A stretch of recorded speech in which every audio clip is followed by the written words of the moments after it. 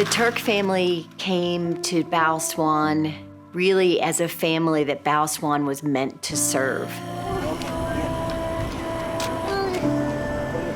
I just wasn't exactly comfortable sending him to public preschool because I wanted him to be in an environment that would challenge him. I felt like he could do a lot more, and he just needed the right environment. Hi, James! Good to see you! He stopped breathing at birth, so he has cerebral palsy. And with that came a lot of developmental delays with speech, and he really struggles with motor function. Are you running on me? He needs a walker to be able to walk right now. And he also has a G-tube for feeding. James, you were happy today? Are you guys happy to be back at school because it's Monday? When families like that walk into Bal Swan, we meet their eyes, and you see in their eyes a depth of commitment and fierce love for their child. Wait a minute, this box has too much in it. I can remember us really being compelled to make sure there was space for him at our school. James is gonna get one down. Are you gonna get the Legos?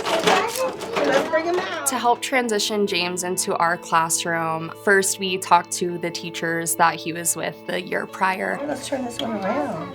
This year I know there was talk about maybe James bringing in his wheelchair, and so there was that, let's come in and see how we can make our classroom work that way. Yeah, if you hold it with this one.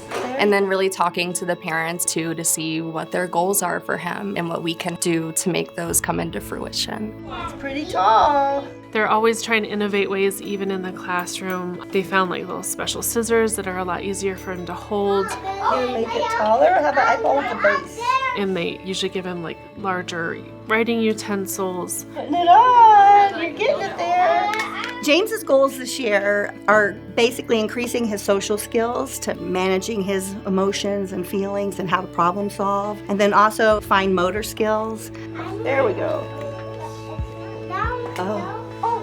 I know it's getting very tall. Is it going to be strong enough? They are always very quick to praise his strengths and then also to give us ideas on how to challenge his weaknesses in little ways.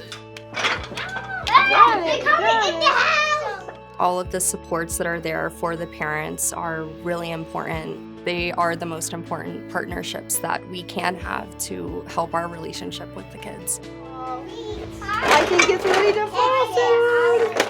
Whoa! James, are you playing with the cars or the blocks? One of the core values of Bal Swan Children's Center is individualized education. All the staff is willing to work with each family on their individual needs to meet the support the family needs. James was figuring out how many blocks he could get to balance on each side of the scale. And the modification support that each child needs. I feel like they play to his strength of, okay, what can he do? But then I also realize that they're also challenging him.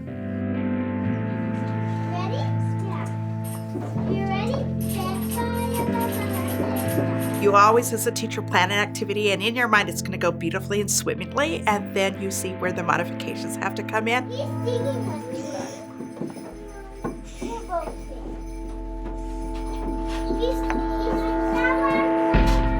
Miss Amy, she put some sandpaper underneath paper when she was working with him writing. The sandpaper underneath the paper helped James with his texture.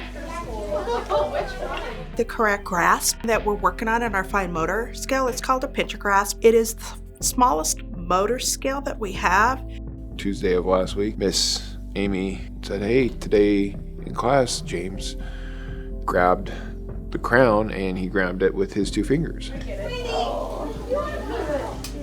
Instantly, I was like, that's a huge milestone for him.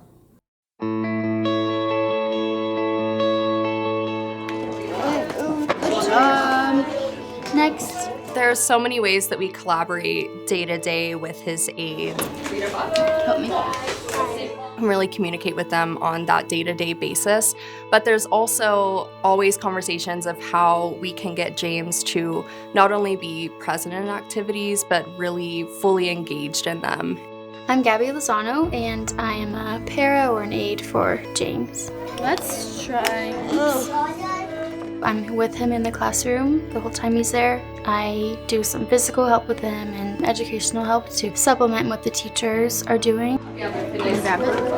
Advocating for him in social situations too. Every day that I work with James, I come like 10 minutes early and meet with the teachers and kind of discuss what their activities are for that day that they've planned and how I can kind of help James be more successful at them. Does that fit? Yes or no? No. Not every worksheet or project that they do is conducive to James's physical abilities. I work with like getting the adaptive equipment, and then we set that all out for him so that when he comes, it's not like he feels that he's different than the other kids because he has all this extra stuff. I love Bal Swan because I can tell it's not just like a tolerating environment of kids with disabilities, but it's accepting. I think what I've learned most from James is that your condition or your diagnosis doesn't define you. He's just a really special kid, and I love him, and I'm really excited to come here every day and be with him.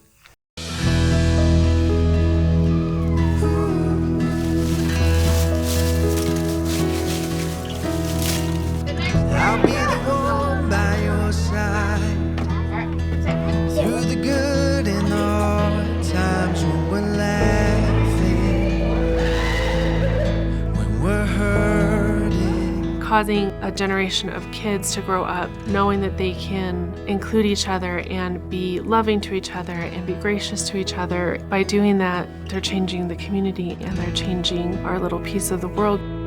Which one would you rather do, a high five or wave?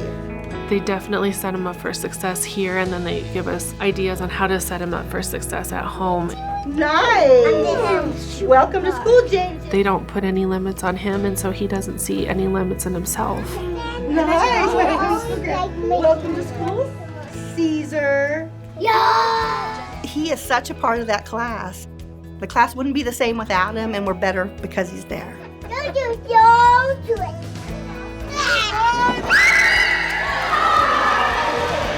Say, Miles, sorry I ran into you. I just feel like Bal Swan has changed our life because they just value our kid. And if we used our imagination to turn one of our boxes into something. It's different here. They really accept our kiddo for who he is. And he's a really special guy. There's a better